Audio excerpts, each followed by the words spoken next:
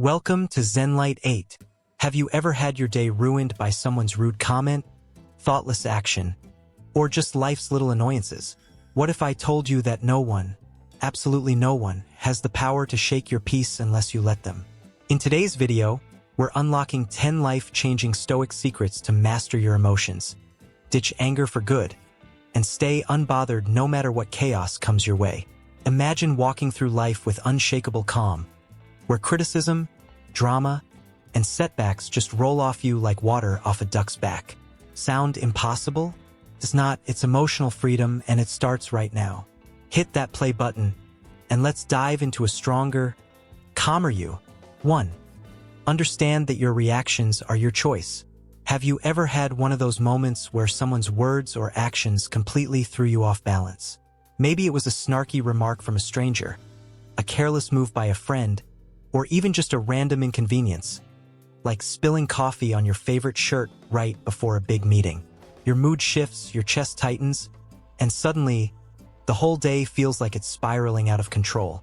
You might even catch yourself thinking, why did they have to ruin everything? But here's the truth that can change your life. They didn't ruin your day, you did. No one has the power to control your emotions unless you hand it over to them. Imagine if you could walk through life unshaken, with a calm so deep that even the most frustrating moments couldn't touch you. That's not a fantasy. It's a skill you can build, and it starts with understanding one simple, powerful idea. Your reactions are your choice. Picture this. You're sitting at your desk, enjoying a quiet moment with a warm cup of tea, when your phone buzzes. It's a text from a coworker, short, blunt, and borderline rude. Your report's late. Fix it. Instantly, your peace evaporates. Your heart races, your jaw clenches, and you're already drafting a sharp reply in your head. You feel attacked, disrespected, and annoyed. But stop for a second and ask yourself, did that text make you angry, or did you choose to let it get under your skin? The world can throw all kinds of noise at you. Rude comments, traffic jams, unexpected setbacks. But it's not the event itself that dictates how you feel. It's what you do in the space between what happens and how you respond.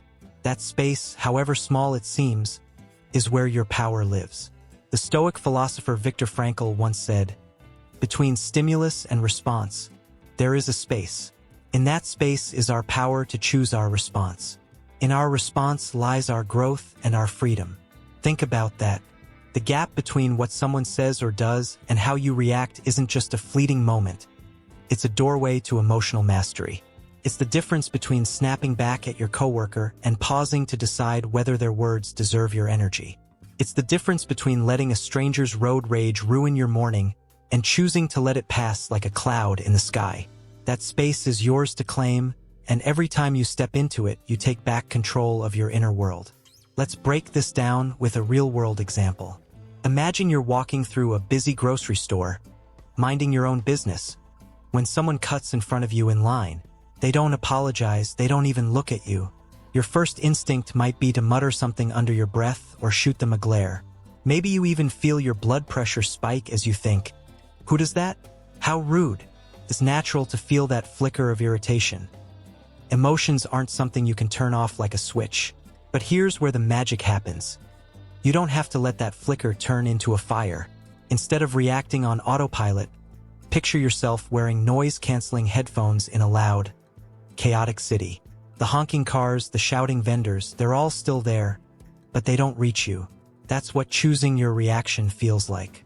The line cutter didn't make you angry. You chose to let their action pull you out of your peace.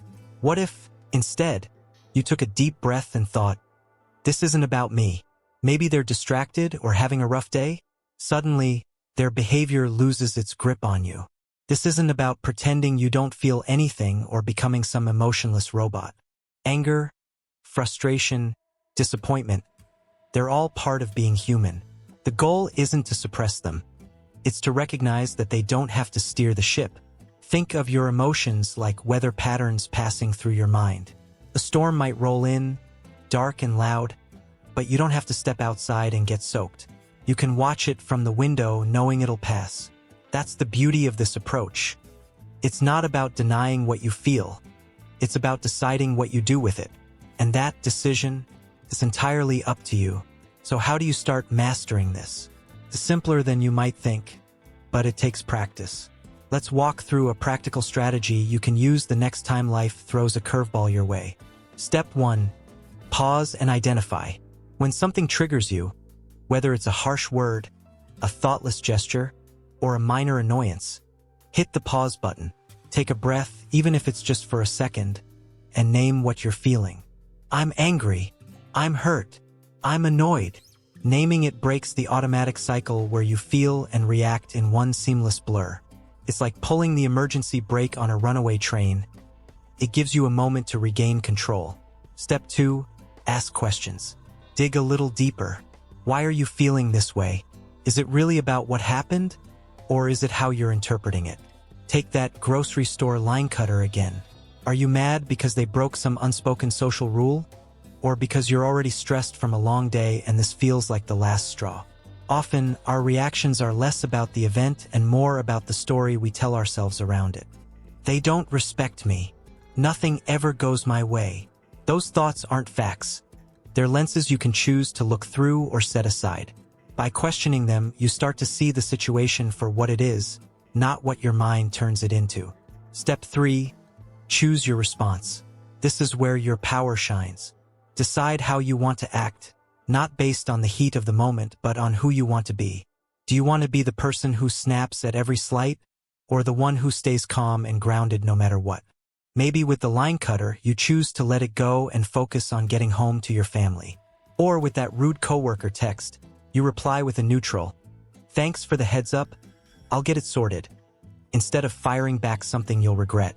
Your response doesn't have to match the intensity of the trigger. It can reflect your values, your peace, your strength. Let's take this a step further with a tougher scenario. Imagine you're at a family gathering, and your uncle, known for his unsolicited opinions, starts criticizing your career choices. You're still doing that job? You should have gone into something stable by now. Your stomach knots and you feel the urge to defend yourself or shut him down. But pause. Name it. I feel attacked. Question it. Is this about my worth or his need to feel heard? Then choose. Maybe you nod, say, "I appreciate your perspective," and steer the conversation elsewhere. Or maybe you just smile and let his words drift past like leaves on a stream. Either way, you're not letting his opinion or your reaction to it define your evening. You're in control. This mindset shift isn't instant. It's a muscle you build over time. The more you practice pausing in that space between stimulus and response, the stronger it gets. Think of it like training for a marathon. Your first run might be shaky, and you'll stumble sometimes. Maybe you'll snap at someone before you catch yourself. That's okay. The point isn't perfection. It's progress. Every time you choose calm over chaos, you're rewiring your brain to see that you don't have to react the way you always have. You're free to decide. And here's the payoff: freedom. Imagine a life where the rude stranger, the critical boss, the careless friend, they all lose their power over you. Not because they stop existing, but because you stop giving them the keys to your emotions. Marcus Aurelius, another Stoic heavyweight, put it this way: you have power over your mind, not outside events. Realize this, and you will find strength. The world will keep spinning, people will keep being people, but you get to walk through it all with a quiet confidence, knowing their behavior doesn't define you. Your reaction does. So the next time something, or someone, tries to push your buttons, don't hand over your peace on a silver platter. Pause. Step into that space. Ask yourself, what do I want this moment to mean for me? Maybe it's a chance to practice patience. Maybe it's a reminder of your resilience. Or maybe it's just a blip not worth your energy. Whatever you choose, it's yours, not theirs. And in that choice, you'll find not just emotional mastery, but true freedom. A freedom that says, I decide how I feel. I decide who I am. That's the unshakable life waiting for you. All it takes is claiming the power you already have. One pause, one choice, one moment at a time. 2. Stop expecting people to behave like you. Have you ever found yourself baffled, or even downright irritated, by someone's behavior? Maybe it's a friend who flakes on plans at the last minute, a coworker who doesn't pull their weight, or a family member who snaps at you out of nowhere. You're left shaking your head. thinking, "I'd never do that to them. How could they be so thoughtless?" That sting of disappointment creeps in, and before you know it, your mood's taken a hit. Sound familiar? Here's the hard but liberating truth. People don't live by your rules, your values, or your playbook. Expecting them to act the way you would is like trying to force the wind to blow in a direction you prefer. It's exhausting, impossible, and only leaves you frustrated. But what if you could let go of that expectation entirely? Imagine the freedom of accepting others as they are, not as you wish them to be. That's the key to protecting your peace, and it starts with this. Stop expecting people to behave like you. Picture this. You've spent all week looking forward to a dinner with a close friend. You're the type who plans ahead, shows up early, and keeps your word, so naturally you assume they'll do the same. But 5 minutes before you're supposed to meet, your phone pings with a text. "Hey, something came up. Can we reschedule?" No explanation, no apology, just a casual brush off. Your stomach drops. You think, if I had to cancel, I'd at least give a heads up or feel bad about it. How could they not care? That frustration bubbles up, and suddenly, your evening feels ruined. But here's the question. Did your friend make you feel this way? Or did your expectation of how they should act set you up for the fall? The truth is, they're not you. They're walking their own path, shaped by their own experiences, priorities, and quirks, none of which match yours perfectly. And that's not a flaw, it's a fact. This idea hits hard because we're wired to project ourselves onto others. It's human nature to assume people see the world the way we do, value what we value, or at least follow the same unspoken code. You wouldn't ditch a friend without a good reason, so you expect them to extend the same courtesy. You'd never snap at someone over a small mistake, so you're shocked when your partner does. But here's where we trip up. Everyone's operating from their own lens. Your friend might not see flaking as a big deal because they've got a laid-back streak you don't share. Your partner might lash out because they're stressed in ways you can't fully grasp. Their actions aren't a reflection of you, they're a reflection of them. And expecting otherwise? That's a one-way ticket to disappointment. The Stoics nailed this centuries ago. Epictetus said, "People are disturbed not by things, but by the views they take of them." Apply that here. It's not your friend's cancellation or your partner's outburst that's upsetting you. It's your belief that they should act differently. That should is the trap. It's the story you tell yourself about how the world ought to work, based on your own standards. But trying to impose those standards on others is like trying to herd cats. It's futile and it only wears you out. The moment you let go of that should, you free yourself from the emotional roller coaster. You stop handing your piece over to people who were never going to carry it the way you do. Let's ground this with an example. Imagine you're working on a group project at work. You're the kind of person who double-checks details, meets deadlines, and pitches in wherever needed, so you figure your teammates will too. But one of them keeps slacking off, missing meetings, and leaving you to pick up the pieces. You're fuming inside, thinking, if this were my responsibility, I'd never let the team down like this. That anger simmers all day, maybe even all week. But pause for a second. Why are you so upset? Because they're not meeting your expectations. They're not you. Maybe they're juggling a personal crisis, or maybe they're just wired to coast instead of grind. Their behavior isn't about disrespecting you.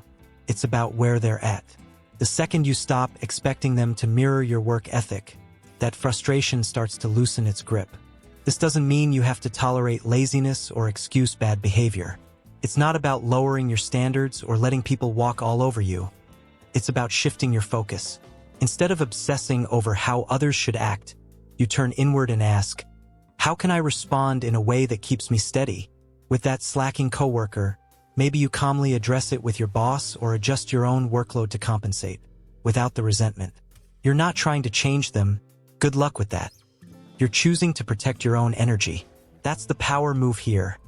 Acceptance doesn't mean defeat. It means reclaiming control. So how do you break this habit of expecting people to be like you? It's a mindset shift, and like any skill, it takes practice. Here's a simple, practical exercise to get you started. Step 1. Acknowledge your assumptions. The next time someone's actions throw you off, catch yourself in the moment and ask, what was I expecting them to do? Be honest. With that flaky friend, you might realize, I expected them to prioritize this dinner as much as I did. Naming the expectation pulls it out of the shadows and into the light, where you can deal with it.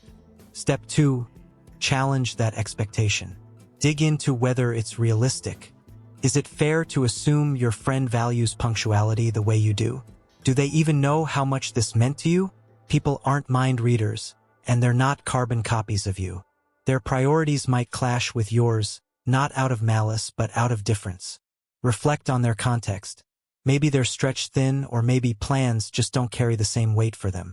This isn't about excusing them, it's about seeing them as they are, not as you'd like them to be. Step 3. Shift your focus. Instead of stewing over what they didn't do, decide how you want to move forward. You could text your friend, "No worries, let's try for next week," and enjoy your night solo. Or with that coworker, you could focus on finishing your part of the project and let their chips fall where they may.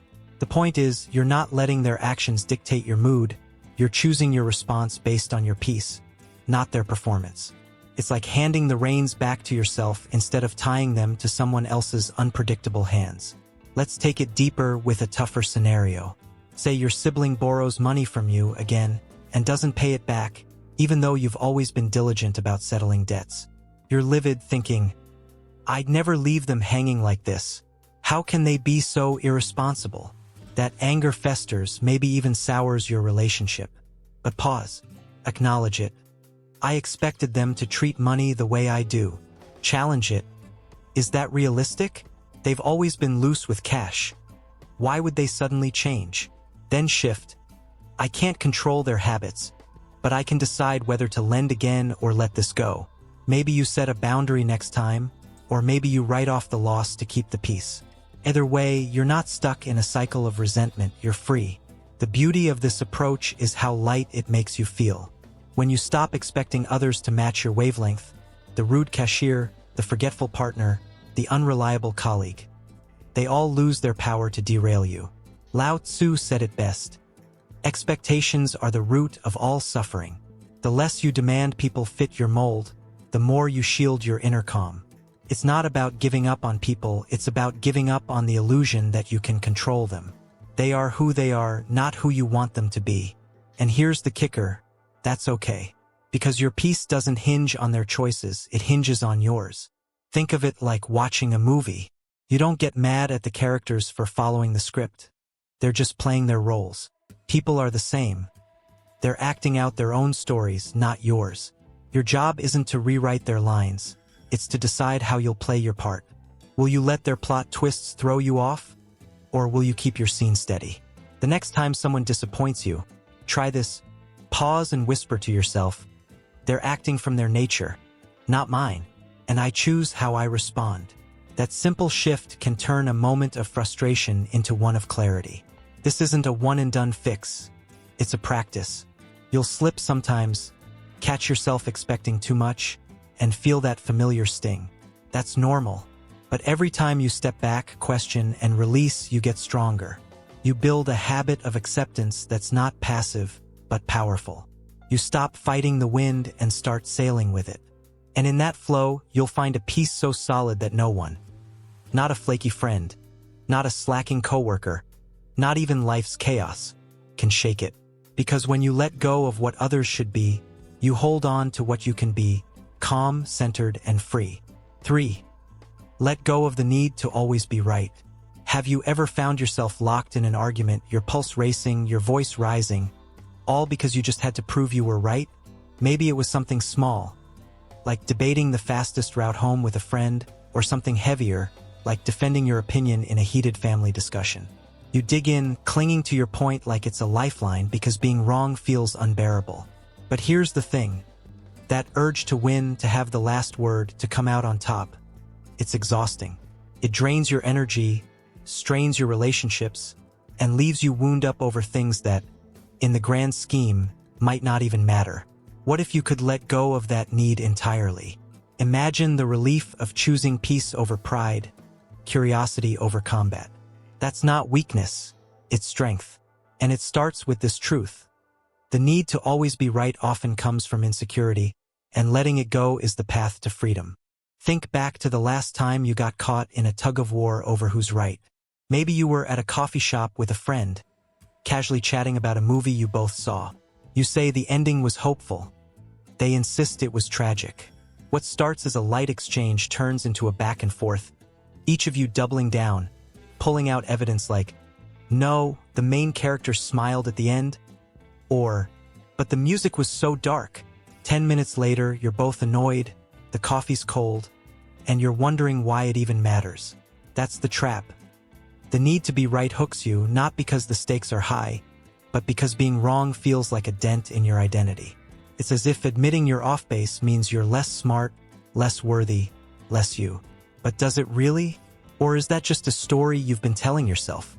This drive to win often stems from a shaky place inside us. Deep down, we tie our value to being correct, as if our intelligence or credibility hangs in the balance. It's insecurity wearing a mask of confidence. You argue not just to prove a point, but to prove you're enough. And here's where it gets messy. That need creates tension. It turns conversations into battlegrounds, relationships into scorecards. You might win the debate, but at what cost? A strained friendship? A restless night replaying the clash?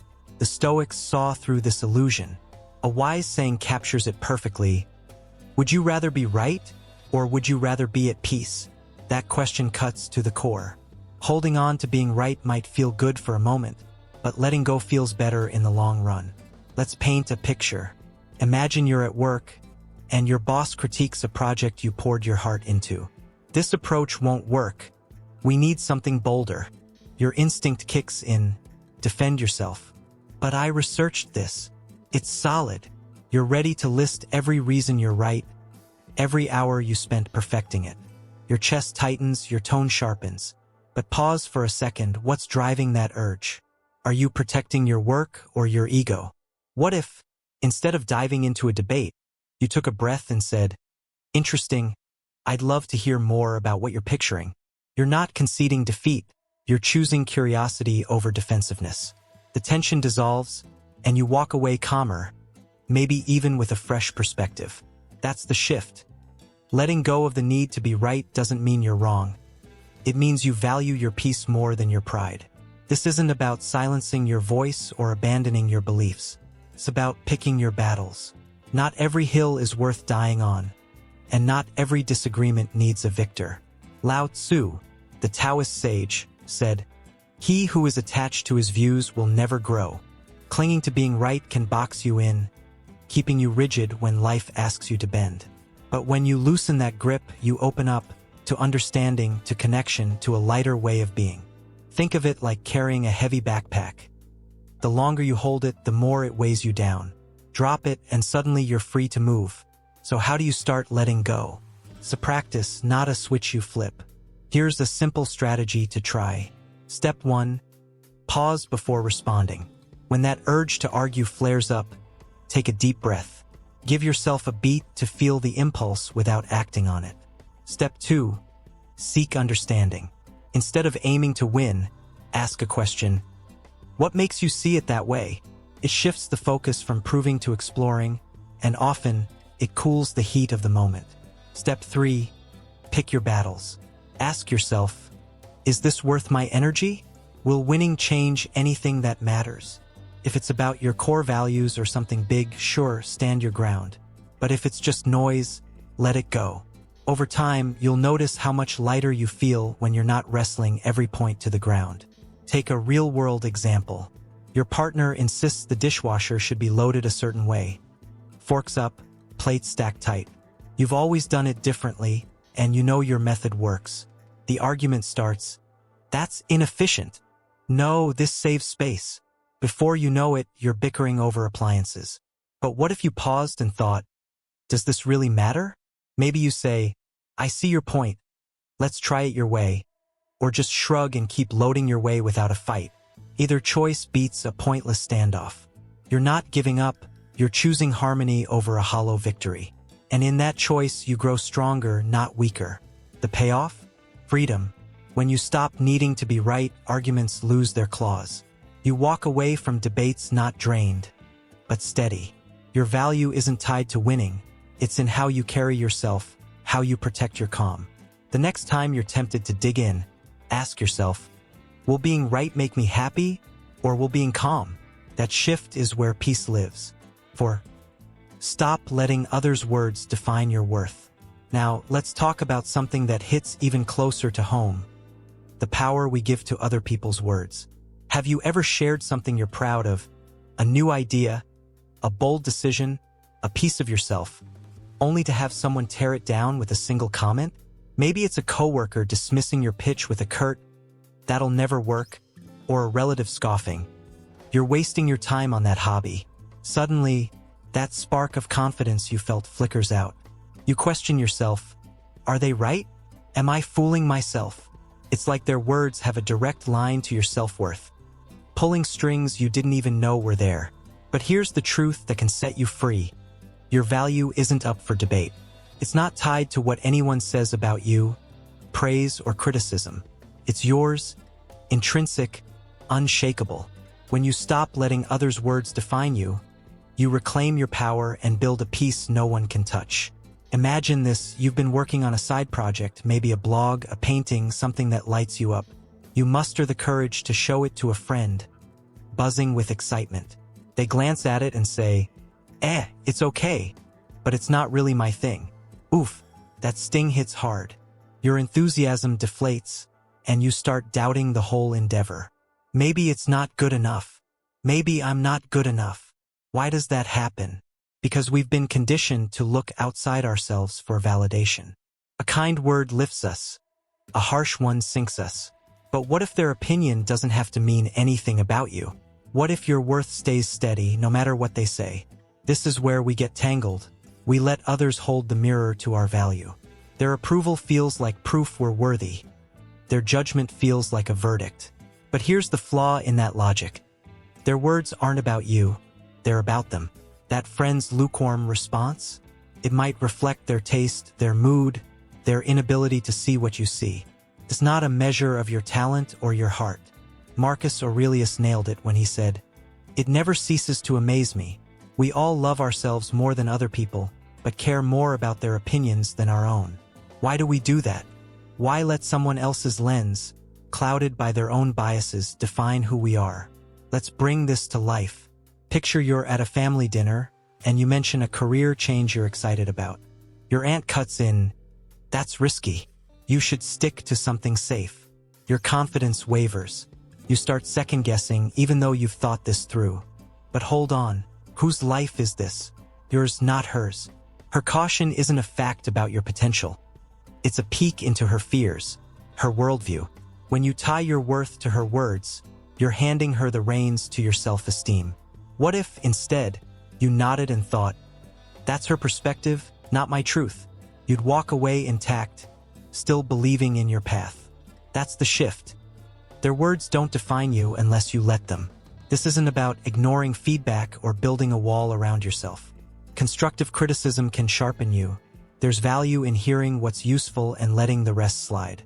The trick is filtering. Keep what grows you, ditch what drags you down. Lao Tzu put it simply, care about what other people think, and you will always be their prisoner.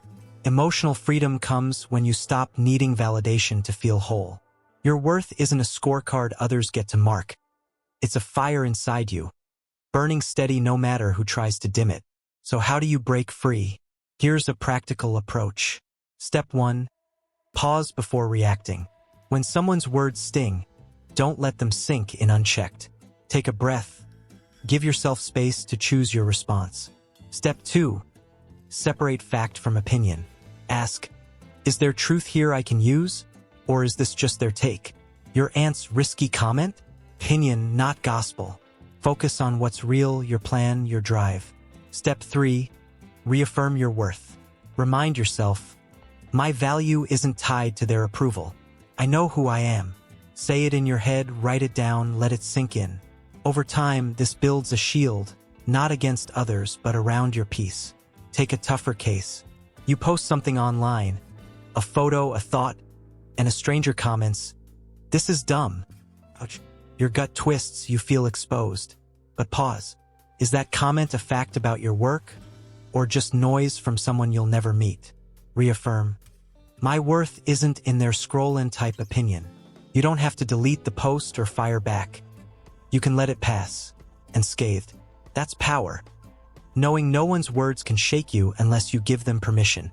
The reward? Confidence that doesn't waver. When you untangle your worth from others' voices, you live truer to yourself. Criticism stings less.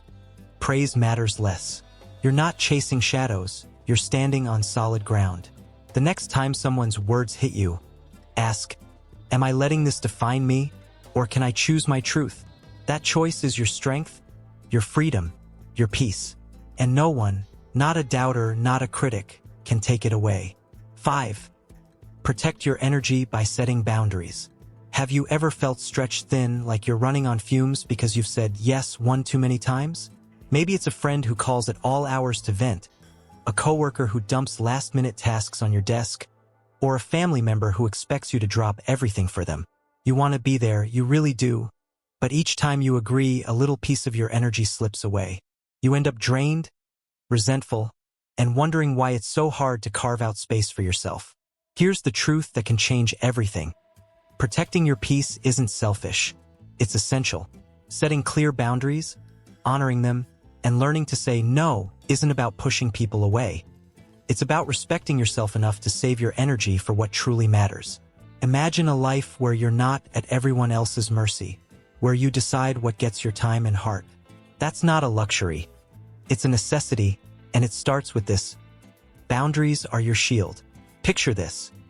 It's a hectic Wednesday afternoon, and you're finally settling into some much-needed quiet time after a long day. Your phone rings. It's a friend. Again, needing to unload about the same drama they've been circling for weeks. You pick up because you're the reliable one, right?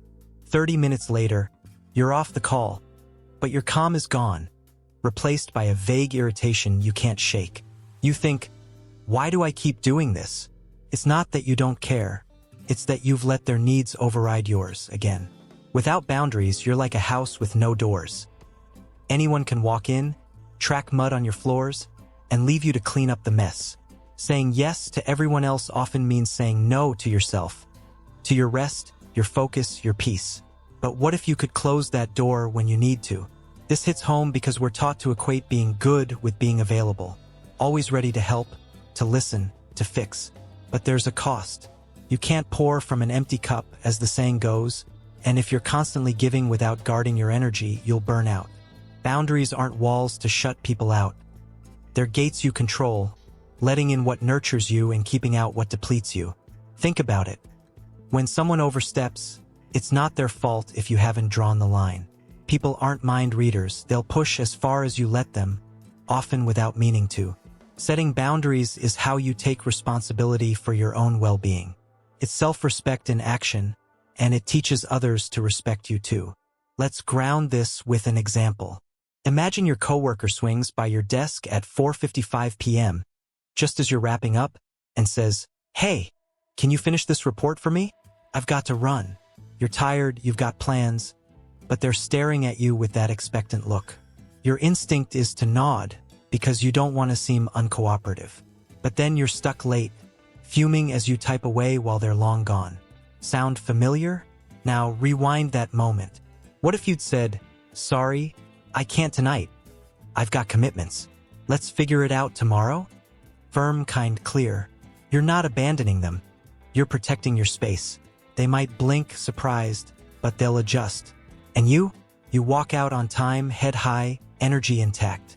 This isn't easy at first. Saying no can feel like you're letting someone down, or worse, like you're being selfish. But flip that script. Saying no to what drains you is saying yes to what fills you. Your health, your goals, your peace. Epictetus, the Stoic philosopher, said, "Freedom is the ability to live as we wish." Boundaries give you that freedom. They let you choose where your energy goes instead of letting others decide for you. Without them, you're at the mercy of every request, every demand, every guilt trip. With them, you're in the driver's seat. So how do you start setting boundaries? It's a skill you build step by step. Here's a practical plan. Step 1. Be clear and honest. When you need to set a limit, say it straight, no waffling. With that friend who calls too late, try, "I love catching up, but I need my evenings to recharge. Can we talk tomorrow?" It's direct, respectful, and leaves no guesswork. Step 2. Use I statements. Focus on your needs, not their flaws. Say, "I need some quiet time after work," instead of, "You're always bugging me." Keeps things calm and cuts the blame game. Step 3. Stick to it. Consistency is key. If you cave after setting a boundary, people learn it's optional. Hold firm, and they'll get the message. Your energy isn't up for grabs. Take a tougher case. Your mom keeps asking you to run errands she could handle herself. Every weekend, like clockwork. You love her, but it's eating into your downtime. Next time she calls, you could say, "Mom, I can't this weekend. I need that time for myself. Can we find another way?" She might push back, maybe even guilt trip you. That's normal, people test boundaries. But stand your ground kindly and she'll adapt. You're not rejecting her. You're preserving yourself so you can show up better when it counts. Lao Tzu's wisdom fits here. He who knows when to stop does not find himself in trouble. Knowing your limits keeps you out of resentment's grip. The reward is huge. When you protect your energy, you feel lighter, stronger, more in control. You're not frazzled from overextending. You're present for what matters. The next time someone asks too much, pause and ask, "Have I set my limits? Am I honoring them?" That's your power. Deciding who and what gets your yes. Because when you guard your energy, you don't just survive, you thrive. 6. Detach from the opinions of others. Now, let's shift gears to something that sneaks into our heads more than we'd like. Other people's opinions. Have you ever poured your heart into something? Maybe a project, a dream, a choice, only to have someone's offhand comment knock the wind out of you? Picture this. You're excited about a new outfit, feeling bold and bright, and a coworker smirks. That's different. Suddenly, you're second-guessing, shrinking into yourself. Or maybe you share a goal, like starting a business, and a friend shrugs, "Good luck," but that's a long shot. That doubt creeps in. Are they right? Should I even try? It's wild how much weight we give to what others think. But here's the game changer. Their opinions don't define you. They never have. Emotional freedom comes when you stop letting praise or criticism shape who you are, and instead root yourself in your own values and goals. Imagine living so authentically that no one's judgment can sway you. That's not arrogance, it's liberation. Think about this, you're at a party sharing a story you're proud of, maybe a small win at work. Most people nod, but one person cuts in, "That's not a big deal." Your glow dims, and you wonder if you overhyped it. Why does that one voice hit so hard? Because we're wired to seek approval. It's baked into us from childhood, when fitting in meant safety. But as adults, that habit can trap us. We chase thumbs-ups and dodge frowns, letting others' views steer our confidence. The problem? Everyone's got their own lens, shaped by their baggage, biases, insecurities. That party pooper? Maybe they're jealous or just having a bad night. Their comment says more about them than you. So why let it rewrite your story?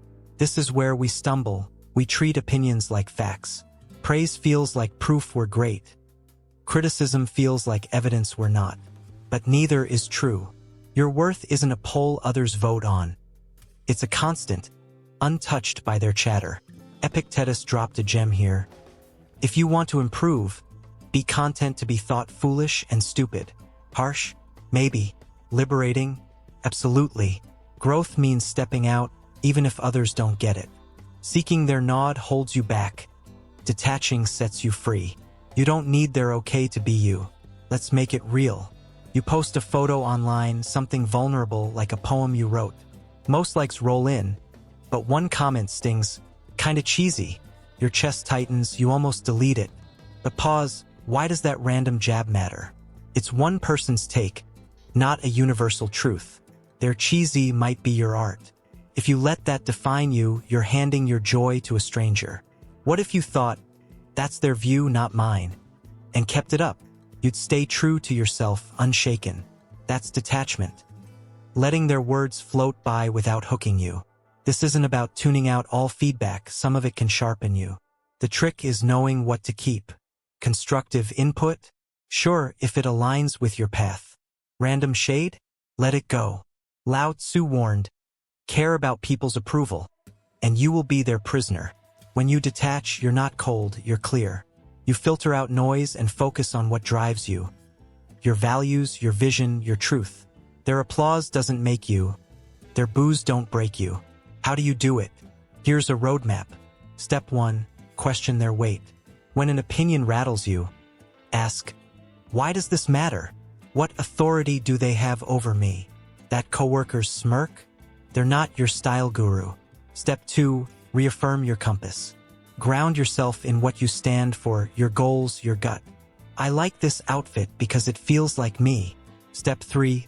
Let it drift. Picture their words as leaves on a river, there, then gone. Don't cling, don't fight. Acknowledge, release, move on. Take a harder hit. Your boss says, your presentation was fine, but you're not a natural speaker. That cuts deep, you've been working on it. But don't let it stick. Question, is this their opinion or my reality? Reaffirm, I'm growing, and that's what counts. Let it drift. Their view isn't your ceiling. You keep pushing, not for their gold star, but for your own. That's strength, building yourself up, not on their terms, but yours. The payoff? Freedom to be you. When you detach, criticism loses its bite, and approval stops being your fuel. You live for your path, not their applause. Next time someone's words shake you, ask, am I living for them or me? Choose you, your values, your peace.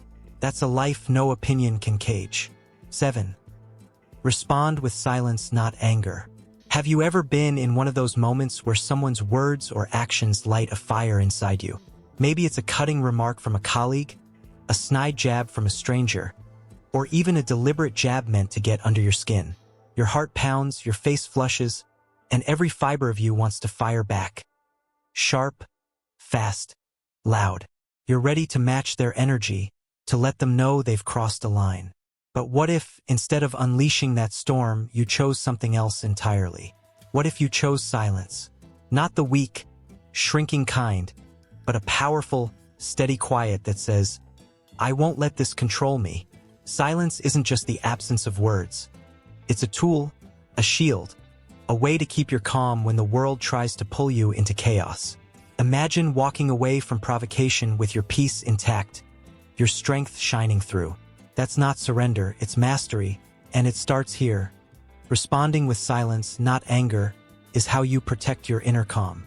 Picture this. You're in a meeting, pitching an idea you've worked hard on. When a coworker interrupts with a smirk, that's a stretch. Good luck pulling that off. It's dismissive, it's loud, and it's meant to rattle you. The room goes quiet, all eyes on you. Your blood boils. Every instinct screams to snap back. At least I'm trying. Unlike you, your mind races with comebacks, each one sharper than the last. But stop for a second. What happens if you bite? The tension spikes, the meeting derails, and you're left stewing long after it's over. Now rewind. What if you paused, took a breath, and said nothing? Not a flinch, not a glare, just a steady silence. You nod, maybe smile faintly, and move on. The jab hangs in the air, unanswered, while you stay composed. Who looks stronger now? That's the magic of silence. It starves the fight of oxygen and keeps you above the fray. This isn't about bottling up your feelings or pretending you're not human. Anger's real, it flares up fast when we're provoked, and that's okay. The point isn't to deny it. It's to decide what you do with it. Responding with silence doesn't mean you're weak or avoiding the issue. It means you're strong enough to value your peace over a cheap shot. Marcus Aurelius, the Stoic emperor, put it perfectly. The best answer to anger is silence. Why? Because anger feeds on reaction. It's a fire looking for fuel, and every word you throw back is kindling. Silence snuffs it out, not for their sake, but for yours. It's you saying, I won't dance to your tune. Let's bring it home. Imagine you're driving, and someone cuts you off, nearly clipping your bumper. They roll down their window, yelling something rude, waving their hands like you're the problem. Your grip tightens on the wheel and you're this close to shouting back, or at least laying on the horn. But what if you didn't? What if you took a deep breath, kept your eyes forward, and let the moment pass in silence? They're gone in seconds, their tantrum fading in your rear view, while you cruise on, unbothered. You didn't give them the satisfaction of a fight, and you didn't give up your calm. That's not losing, it's winning on your terms. This takes guts because our reflex is to defend, to retaliate, to prove we're not pushovers. But silence isn't passive. It's active, deliberate, powerful. It's a shield that deflects negativity without dragging you into the mud. Think of it like a judo move. You don't meet force with force, you step aside and let it fall flat. The Buddhist saying fits here: speak only if it improves upon the silence. When someone's baiting you, words often just escalate. They don't solve. Silence, though, preserves your energy, your dignity, your control. How do you make it work? It's a practice you can build. Step 1. Pause before reacting. When the spark hits, don't jump, breathe. That split-second break stops the knee-jerk outburst and gives you space to choose. Step 2. Listen without defending. Let them talk, vent, whatever. You don't have to interrupt or explain yourself. Sometimes they just need to burn out. Step 3. Speak only when it counts. If you must respond, keep it calm, short, intentional. Like, I hear you, let's move on. No fuel, no fight. Over time, this rewires your instincts. Silence becomes your go-to, not your struggle. Take a harder hit. Your sibling snaps at you during a family dinner. You're always so selfish, out of nowhere in front of everyone. It stings, and you're ready to unload years of comebacks. But pause, breathe, stay quiet. Let their words sit there, exposed, while you sip your water and hold your ground. Later, if it's worth it, you can talk one-on-one, calmly. For now, silence says, I'm not taking this bait. You don't regret a rash reply, and you don't carry the weight of a blowout. That's strength. Rising above, not sinking below. The payoff? Peace that sticks. Silence cuts the cord between their chaos and your calm. You don't waste energy on battles that don't matter. You save it for what does. Next time someone tries to provoke you, ask, will reacting fix this, or just feed it? Choose silence, and you'll feel the power of keeping your cool when they can't touch it. Practice gratitude to dissolve anger. Now, let's flip the script to something softer but just as strong. Gratitude. Ever had one of those days where everything goes sideways? Your alarm doesn't go off, your coffee spills, someone snaps at you, and by noon, you're a simmering pot of frustration ready to boil over. You're mad. At the world, at yourself, at every little thing piling up. It's easy to spiral there, to let anger take the wheel and drive you into a ditch. But what if you could turn it around? Not by ignoring the mess, but by shifting your lens. Gratitude isn't just a warm fuzzy. It's a reset button, a way to melt anger into calm by focusing on what's still good. Imagine facing life's punches with a quiet, I've got this. Because you see the light even in the dark. That's not naive. It's resilient, and it starts here. Practicing gratitude dissolves anger and builds a peace that holds. Think about this. You're stuck in traffic, late for an appointment, and the car ahead won't budge. Your hands grip the wheel, your jaw tightens, and you mutter, why does this always happen to me? Anger's rising, fast. But pause, what if you flipped it? Take a breath and think of 3 things you're grateful for. I've got a car to drive.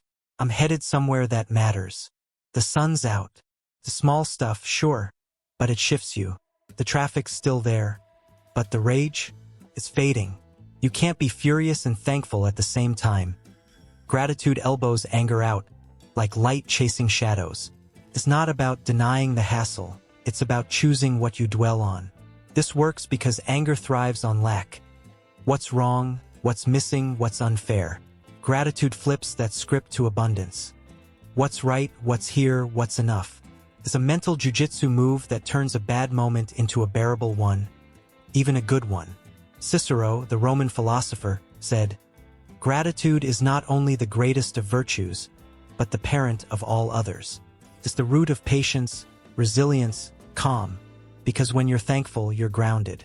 You're not tossed around by every wave. You're anchored in what holds you up. Let's make it real. Your boss sends an email. Redo this, it's not up to par. After you spend hours on it, you're livid. They don't appreciate me. And ready to stew all day. But stop. Try this. I'm grateful I've got a job to grow in. I'm glad I can improve. I've got coffee to get me through. It's not sugarcoating, the critique still stings, but it softens the edge. You're not stuck in resentment. You're moving forward. That's gratitude's power. It doesn't fix the problem, but it fixes you, keeping your peace intact. How do you weave this into life? It's a habit you can grow. Step 1. Pause and reflect. When anger creeps in, hit the brakes and ask, what's one thing I can be thankful for right now? Even in a mess, there's something, your breath, a lesson, a chance. Step 2.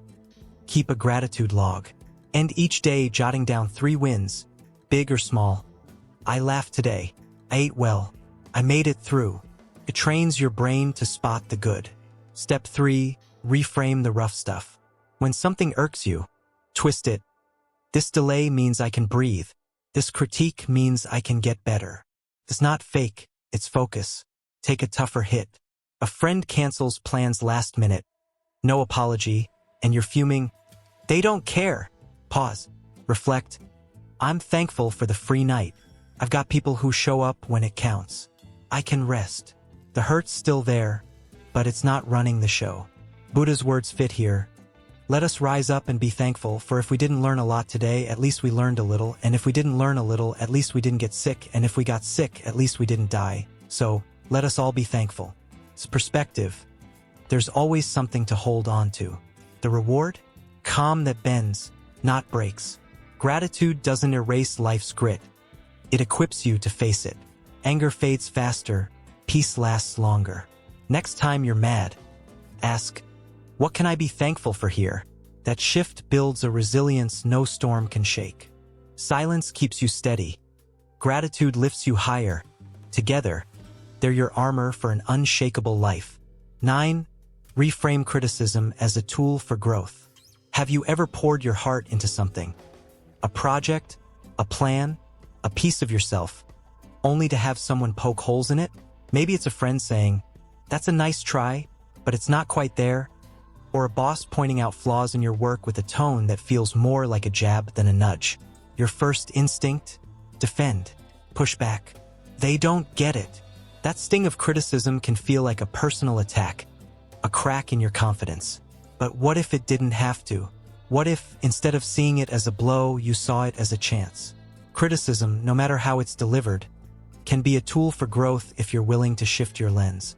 Imagine facing feedback not with a flinch, but with a question, what can I learn here? That's not defeat, it's strength. It's about filtering what's useful, letting go of the rest, and growing stronger every time. Picture this. You've spent days crafting a presentation for work, tweaking every slide, practicing every word. You deliver it, feeling solid, until a colleague pipes up afterward. It was okay, but the data's weak. You should have dug deeper. Oof. Your chest tightens, your mind races. Weak? I worked so hard. You're ready to argue, to list every late night you spent on it. But hold on, what if there's truth in there? What if weak data is a blind spot you didn't see? Instead of bristling, you could pause and think, okay, how can I make this sharper next time? That's the pivot. Criticism stops being a dagger and becomes a compass. It's not about you being wrong. It's about you getting better. This stings because we tie our efforts to our worth. When someone critiques what we've done, it's easy to hear, you're not enough. But that's not what's happening. Criticism, even the harsh kind, often holds a nugget of value if you're brave enough to dig for it. It's like rain. Sometimes it's gentle, sometimes it's a downpour, but it can nourish growth if it doesn't drown you.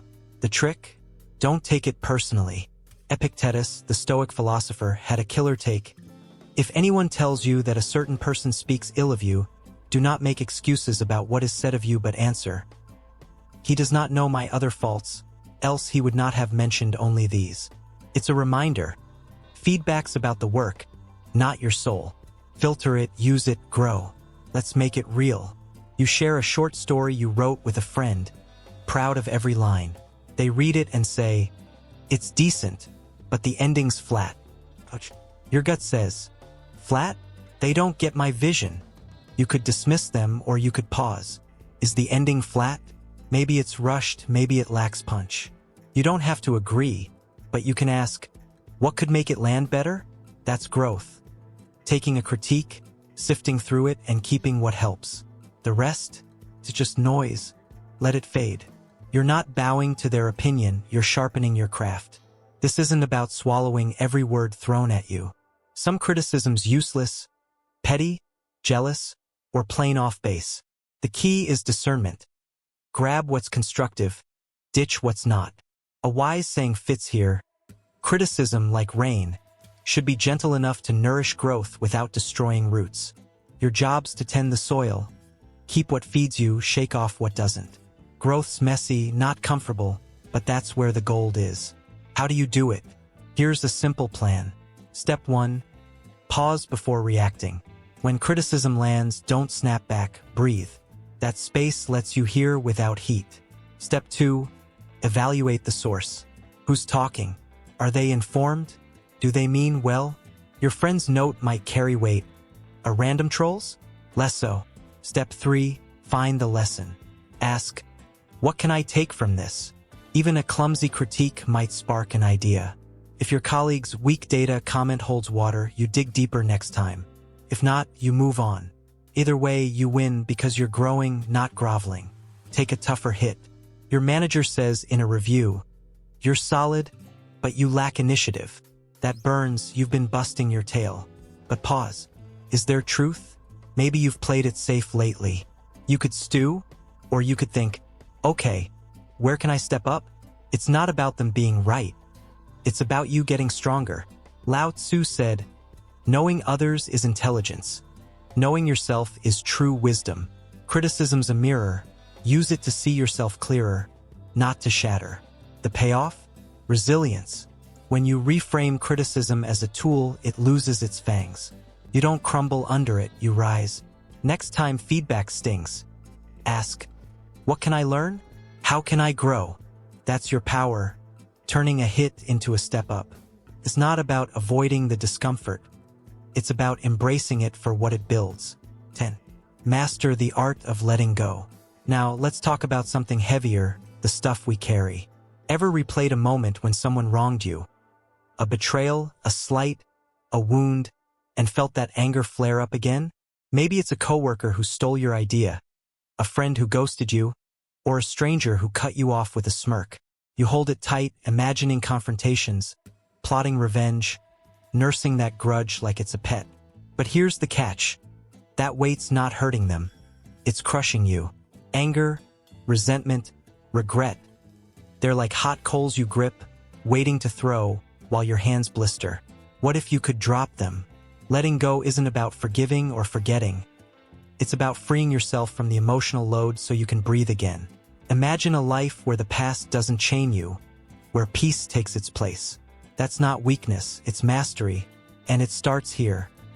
Letting go opens the door to growth and calm. Think about this. Your old roommate borrowed cash, swore to pay it back, then vanished. Months later, you're still mad. Every time you see their name, your stomach knots. You fantasize about calling them out, making them squirm. But they're out there, living while you're stuck, replaying the injustice. Buddha nailed it. Holding on to anger is like drinking poison and expecting the other person to die. They don't feel your rage, you do. It's eating your energy, your focus, your peace. Letting go doesn't mean they're off the hook. It means you're off the rack.